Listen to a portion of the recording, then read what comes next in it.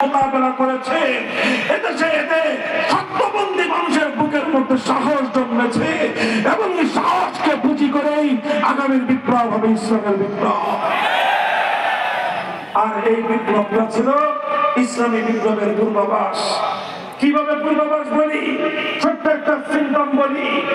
আপনারা লক্ষ্য করেছেন 5ই আগস্ট দুপুর 1টা থেকে 2টোর মধ্যে যখন গোটা বাংলাদেশের মানুষ জানতে পারলো লেডি ফেরাউন পালিয়েছে, গোটা বাংলাদেশে 1 ঘন্টার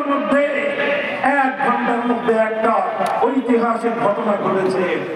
সেই ঘটনাটা কি? টেকনাফ থেকে তেতুলিয়ায় ভাস্কর্য নামে মুসলমানদের জনপদে যত মূর্তি বানানো হয়েছিল 1 ঘন্টার ব্যবধানে একটা মূর্তি আস্ত থাকে না। সেটা যত দুর্ভেদ্য জায়গাতেই হোক না কেন, হাইকোর্ট সুপ্রিম কোর্ট থেকে শুরু করে সেনানিবাস পর্যন্ত, রাজপথ থেকে শুরু করে অন্য একটা পাড়া এবং মহল্লার রাস্তার মোড় পর্যন্ত ভাস্কর্য নামক মুসলিম জনপদের শিরকের আখড়া সমস্ত মূর্তি ভেঙে গুড়িয়ে দেওয়া হয়েছে।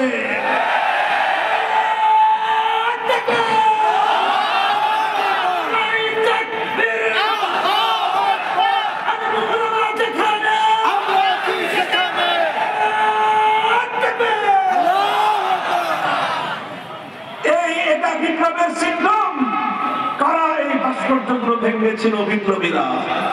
কথা বলেন ঠিক না ঠিক? এ থেকে স্পষ্ট একটা বার্তা পাওয়া যায়। এখানে আবার কেউ এটা ভুল বুঝবেন না, আমরা কোন হিন্দুদের মন্দিরের মূর্তি ভাঙি নাই। কথা বলেন ঠিক না ঠিক?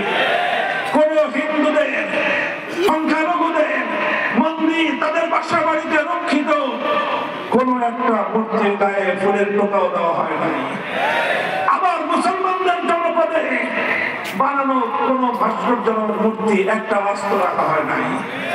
এই জায়গাটা থেকে ইসলামের সৌন্দর্য এবং ইসলামের বিধান পরিষ্কার হয়। মুসলমানরা নিজেদের জনপদে কোন মূর্তিকে বরদাস্ত করে না, কিন্তু অন্য ধর্মাবলম্বীদের ধর্মীয় কোন সংস্কৃতির উপর একটা ফুলের টোকাও দেয় না।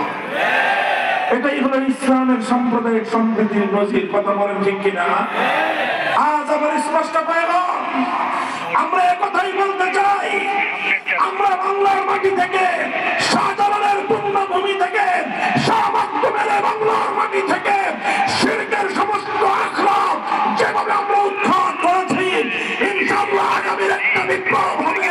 সেই বিপ্লব হবে আল্লাহর জমিনে মানব রচিত সমস্ত আইনকে উদ্ধার করে আল্লাহর কোরআনের আইন এদেশে বিজয়ী করা হবে, বিজয়ী করা হবে, বিজয়ী করা হবে ইনশাআল্লাহ।